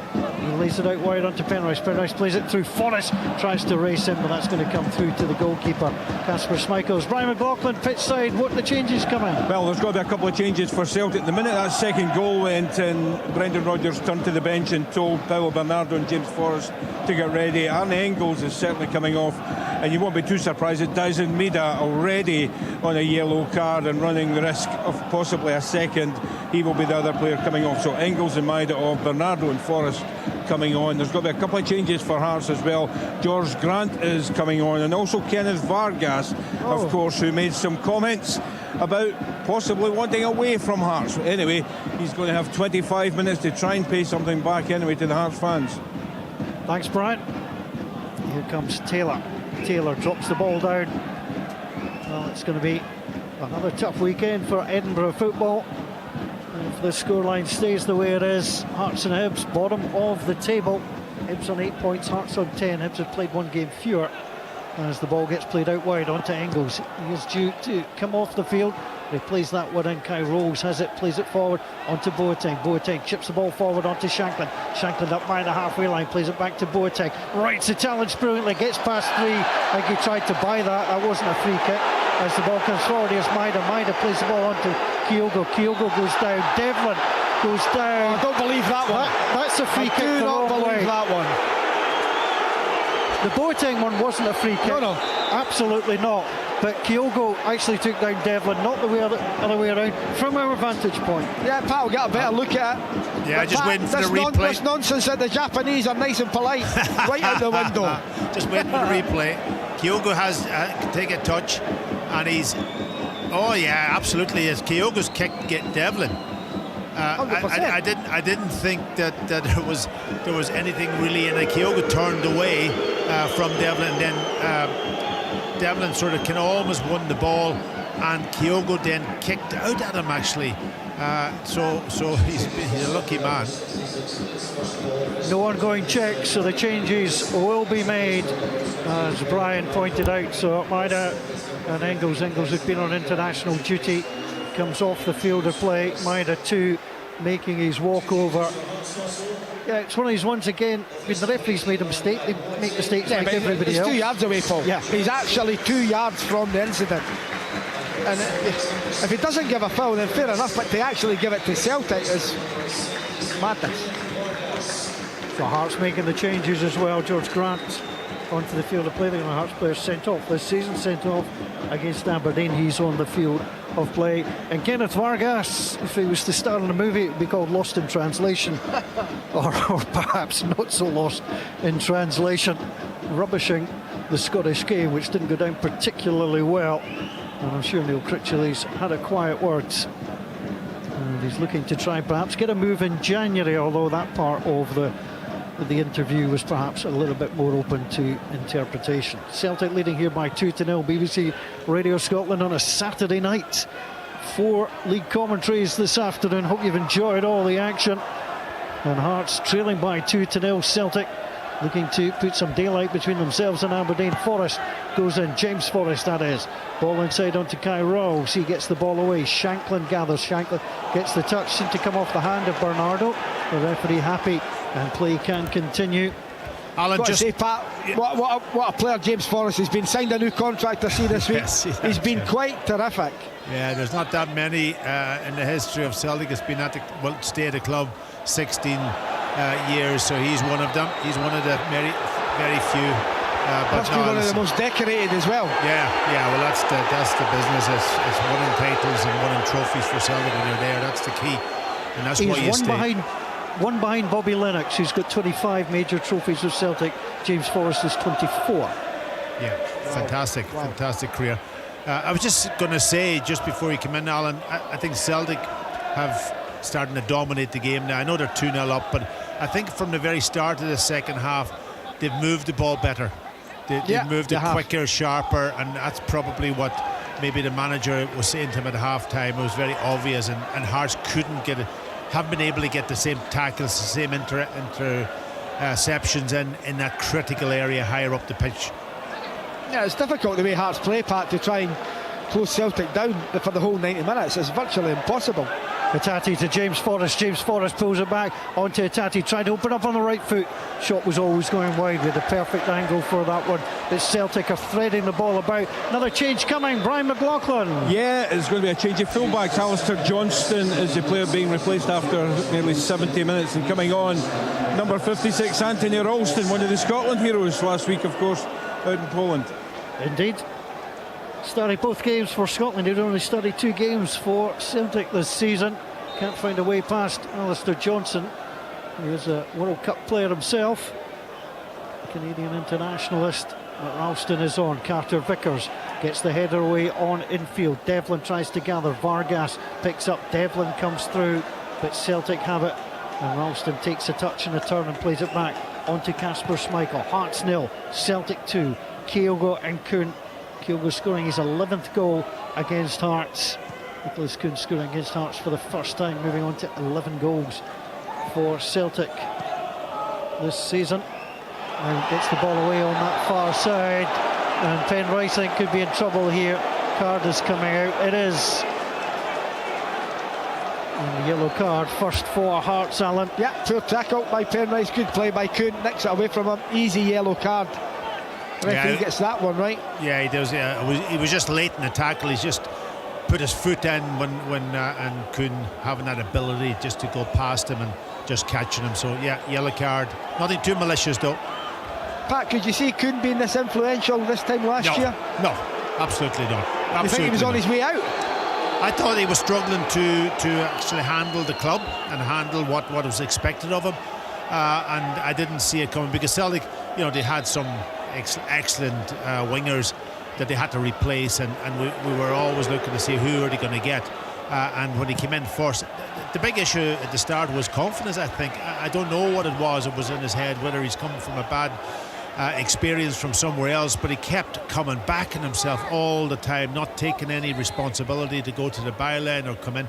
That has all changed, and fair play to him, I've got to say. And I was critical of him because when you step into Celtic, unfortunately, when you pay big money, you don't get an opportunity to get a time. You have to perform, and if you're not performing, you're going to be critiqued, and I was negative. Ball into the box. It was headed back. In fact, it came off Ralston. Ralston actually put that off his own post.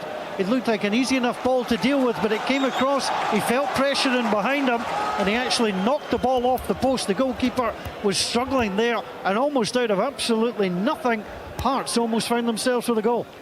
Yeah, I don't think Schmeichel's expecting it, and that's the reason. There's a chance for Penrice again. Penrice goes down the left-hand side, gets it in towards Shankland. The ball is turned away. Well, Hearts haven't given up. You wouldn't expect them to give up, but Celtic are a hard team to come back on. But Hearts trying to find a way back if they can get one. Mike fancy they can get a second. Ball into the middle. It's an easy bounce in onto Kasper Schmeichel. Just to finish off talking about Nicholas Kuhn, 3 goals in his first 18, 11 in his next 18. I was just checking, 18 and 3 last season, 18 and 11 this season. As Pat said, he's planted a flag here. Actually, looking at the chance, by the way, it was a great save from Schmeichel.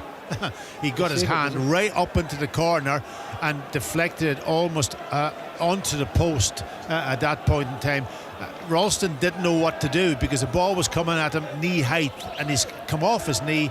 He tried to kind of almost knock it by the post and he didn't, but actually the goalkeeper made a good save. Credit to Kasper Schmeichel for that. It did look awkward. Wonder if he was going to try and withdraw his knee, but he got caught almost in three minds. And in the end, Celtic survive. They lead by 2-0. Hatate plays the ball back to Cameron Carter-Vickers. Carter-Vickers over the halfway line. It goes again. Brendan Rodgers looking for his 13th win in 17 matches against Hearts. Here's the opportunity for Trusty to play it to Carter-Vickers. Little short ball inside. And out wide it goes. Celtic through Ralston. Play it forward.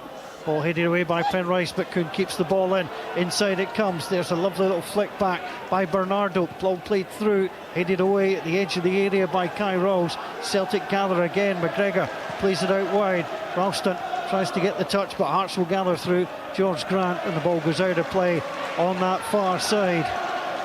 More changes coming for Celtic. Another two, and Brian McLaughlin is pitside. Yeah, the final two of the evening is going to be Ida and Yang, the players coming on. Two players coming off, they made a difference tonight for Celtic, really. Kyogo Furuhashi and Nicholas Kuhn. What a luxury when you can take players like that off. Both goal scorers being withdrawn. A little eye for midweek, Pat, you think? Yes, very much so, absolutely. And you know, you think about it, they have 13 players I think away on international duty this week. Some of them have long journeys, and he's taken all of those off, and that's what you've got to do. You've got to manage your squad, you've got to look at them. I'm sure the sports scientist will be also talking to him in his ear, but he knows he's an experienced man. He knows that to keep the squad right, he's got to manage them properly. Celtic leading by 2-0. Sports Sound on BBC Radio Scotland.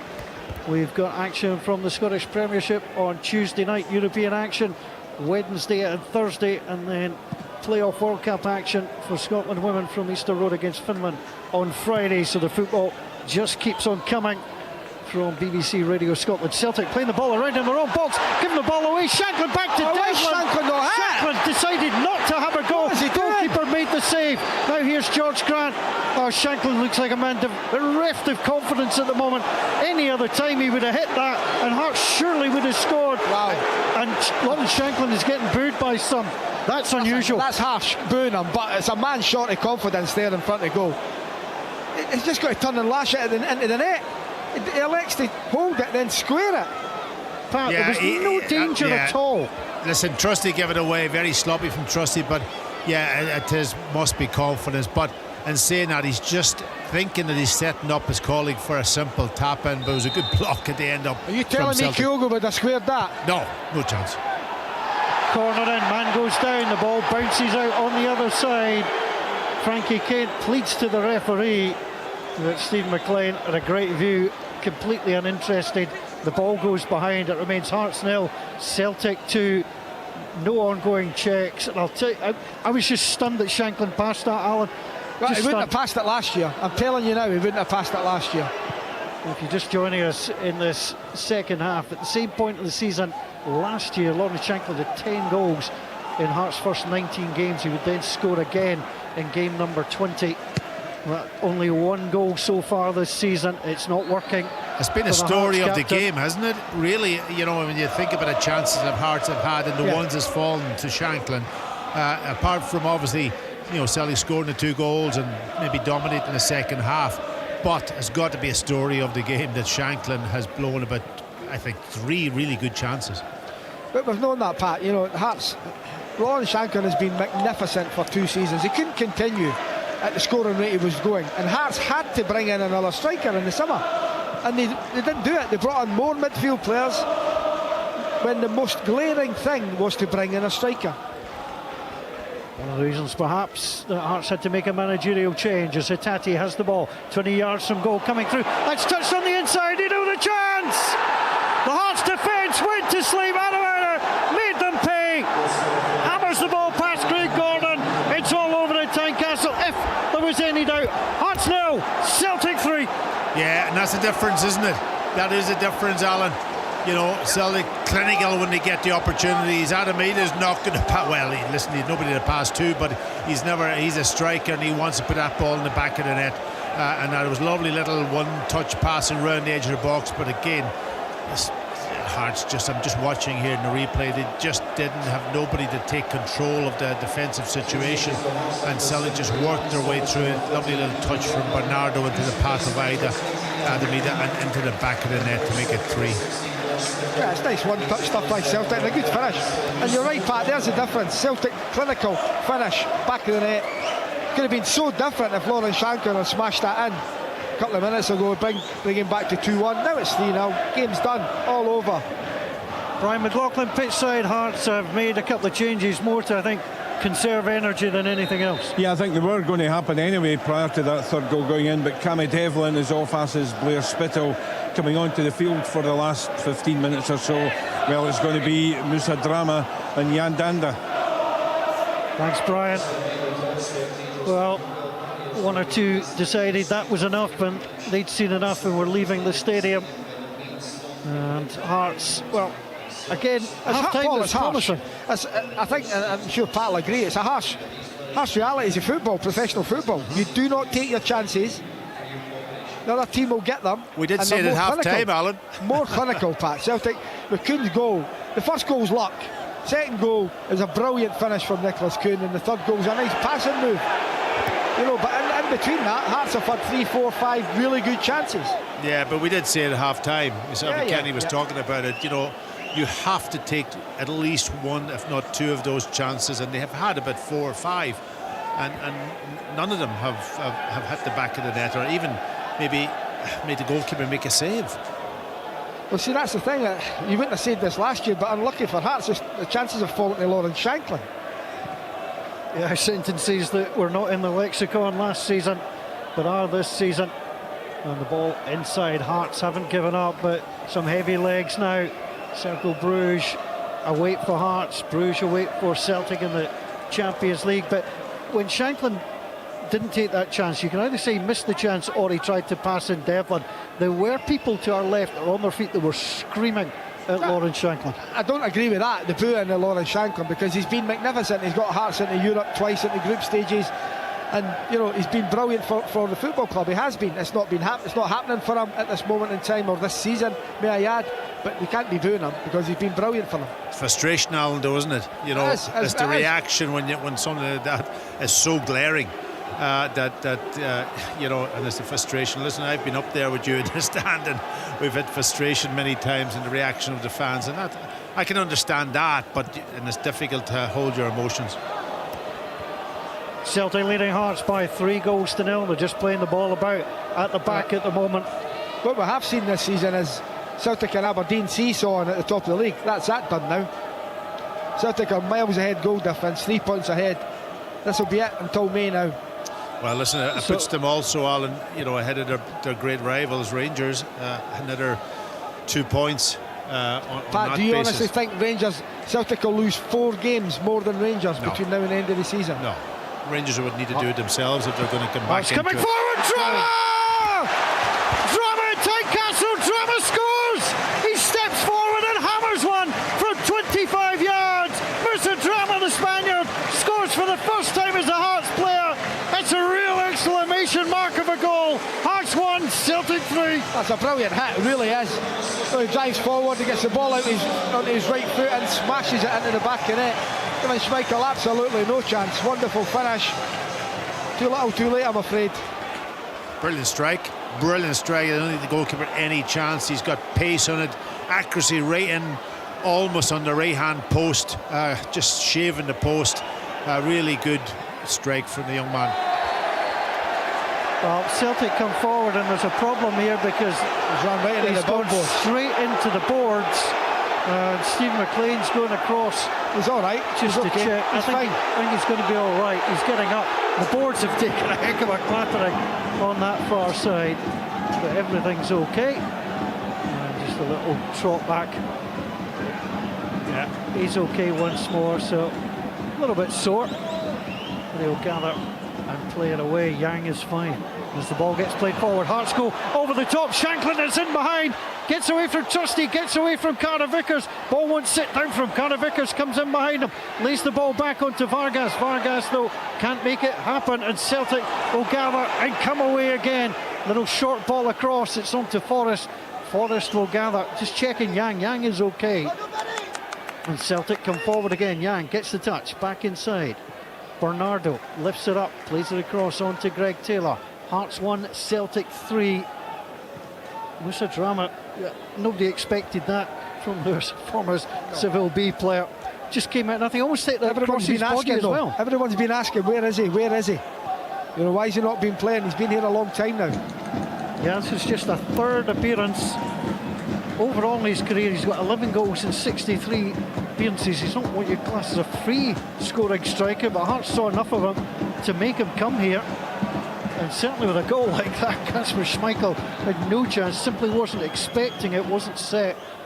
And the ball gets played away, but it's Celtic who have the advantage, leading here by 3-1.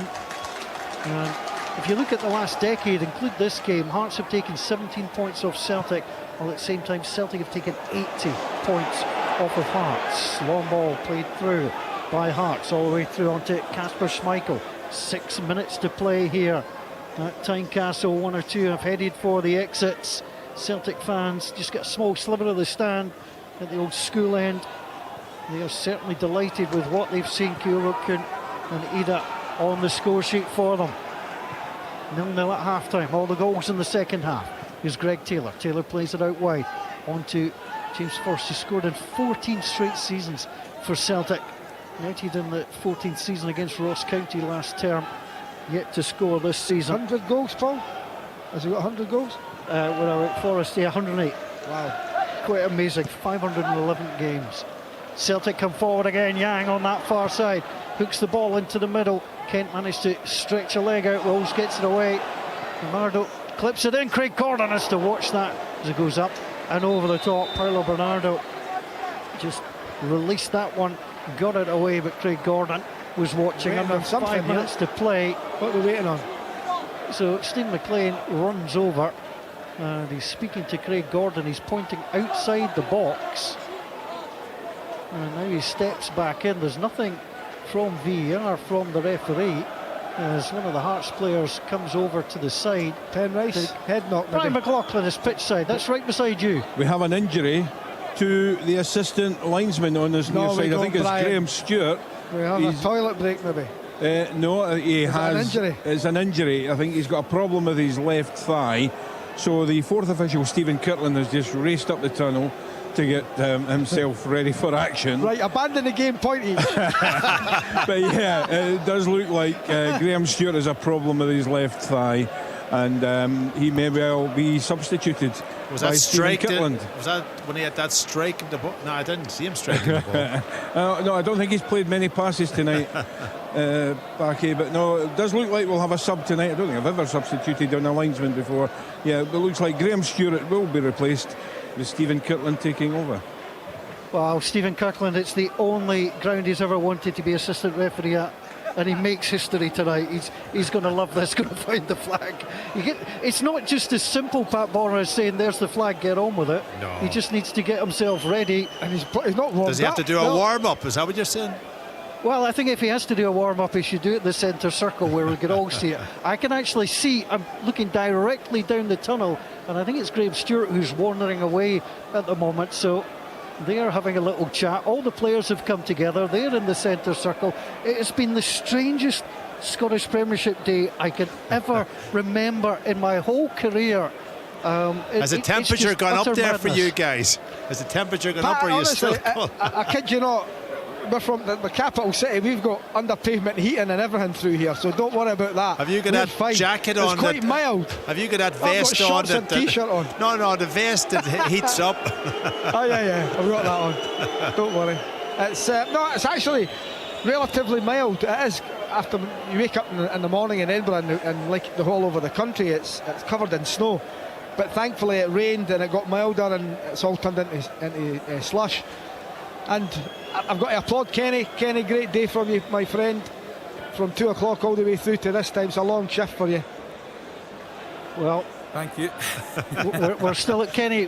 He's got a very relaxed attitude here. He's actually been in and out. He hasn't done too much. Come on, Pat. Come on, stick to the game. Been here. And here's Celtic now, just to let you know, Celtic are now bringing out balls to keep warm. Yeah, they're just knocking the ball around. Stevie Frail is chucking balls on the field, and well, Hearts are just standing around. It has been with days with kickoffs, snow, transport problems, and it comes down to, at the moment, this game, which had, I think, 5 minutes to go because of the injury to Graham Stewart. Brian McLaughlin, I have no idea why Brian McLaughlin didn't just grab the flag and actually run the line himself. I would love to see. There we go. Come on, Brian. It's not an Olympic sport. No, Stevie Kirtland, I'm sure, will do a wonderful job. Now, I can see movement in the tunnel here, Paul, but no, they've gone back up the tunnel once again. I'm not quite sure what's happened, because I don't know if Graham Stewart knows that he'll have to come back out, actually. There's two managers and be fourth official there. But Graham Stewart is certainly not going to continue, and there's going to be Stevie Kirtland as the near-side assistant. Would you not, Brian, here they come. Here they come. Well done. What a moment for Stephen Kirkland. Huge smile on his face as well, by the way. He unites Tynecastle. He's getting booed by both sets of fans. Get ready. Substitution by officials. Brilliant. That's tremendous.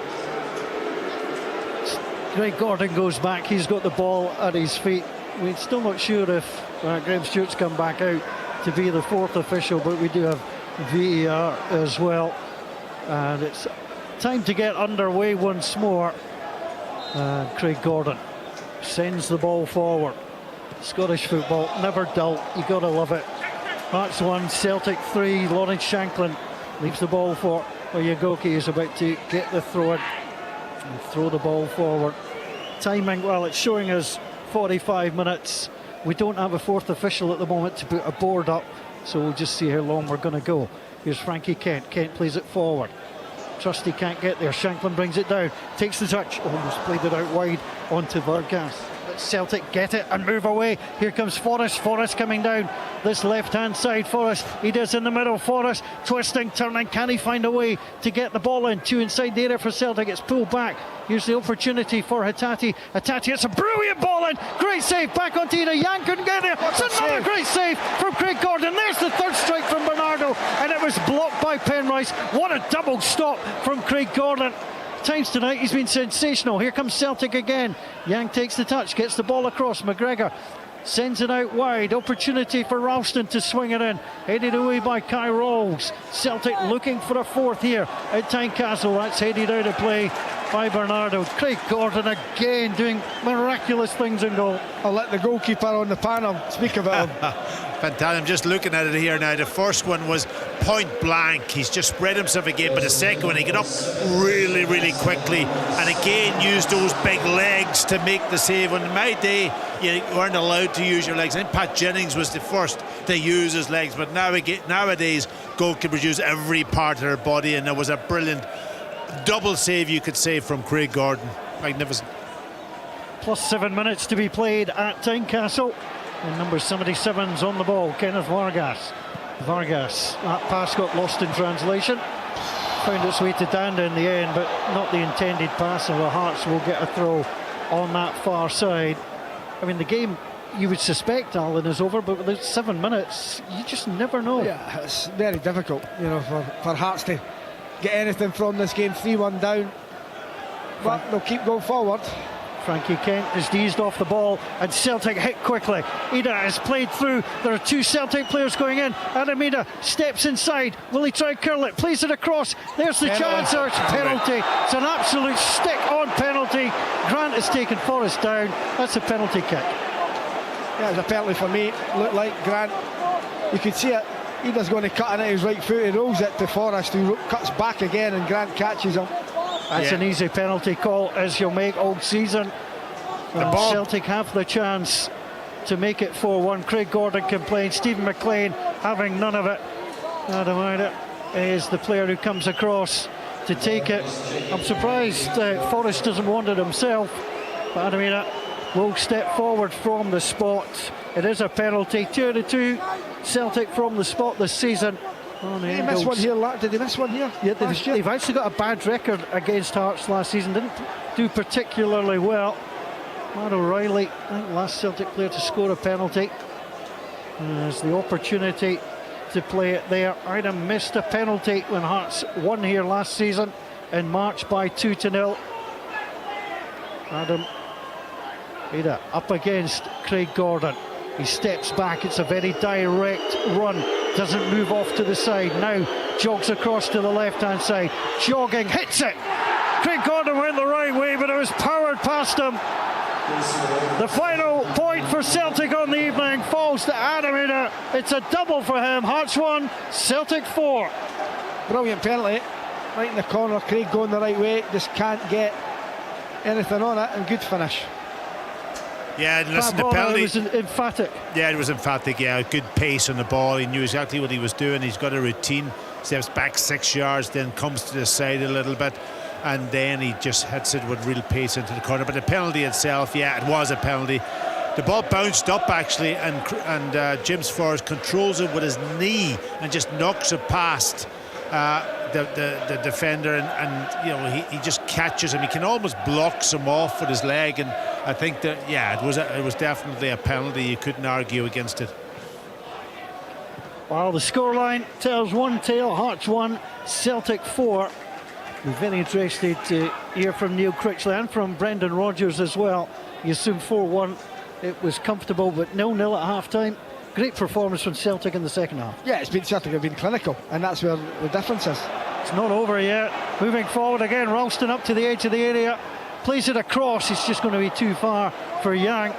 Ida was actually hoping for a hat-trick, but it wasn't played to him. Scott Sinclair, the last Celtic player, scored a hat-trick against Hearts. That was in a 5-goal win as well.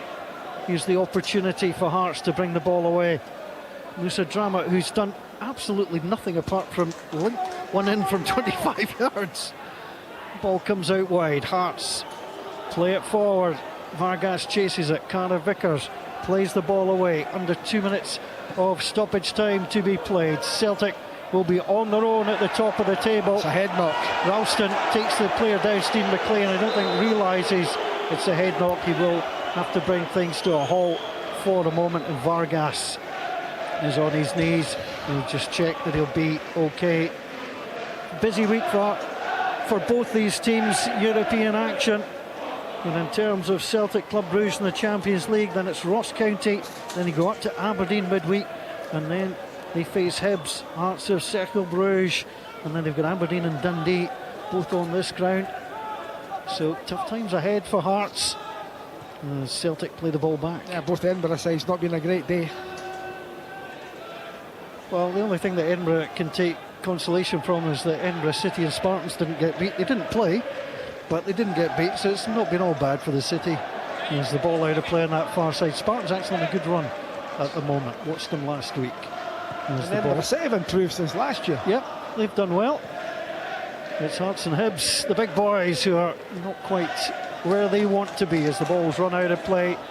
It goes out of play, and Hearts looking to take the throw. There you go, into Shankland. Shankland, well, announcing this week that he won't be re-signing with Hearts, but just looked off the pace, got himself into great positions, but hasn't managed to finish as Grant tracks back. The ball hits off him, and Craig Gordon will gather. Not a Celtic fan has left the ground. They're cheering their team. Hearts fans continue to head for the exits. The main stand opposite us is virtually empty at the moment as Craig Gordon plays the ball away. On a night that started brightly for Hearts, they had the early chances, but it's Celtic who have been stronger. Carter Vickers heads the ball away. It comes down onto Vargas. Vargas with a shot 15 yards wide as it's spun off his boot and sent behind. The referee, I think, will blow the whistle as soon as Kasper Schmeichel gets himself across here and plays this one away. Celtic now in the last 6 games outscoring opponents by 20 goals to 2. It is all over, and on a day where Rangers drop points, on a day where Aberdeen lost for the first time in the league this season, Celtic just keep rolling along. It's 11 wins and 12 and 1 draws. They move on to 34 points. Hearts remain second bottom. All the goals coming in the second half, but a good win for Celtic. It finished Hearts 1, Celtic 4.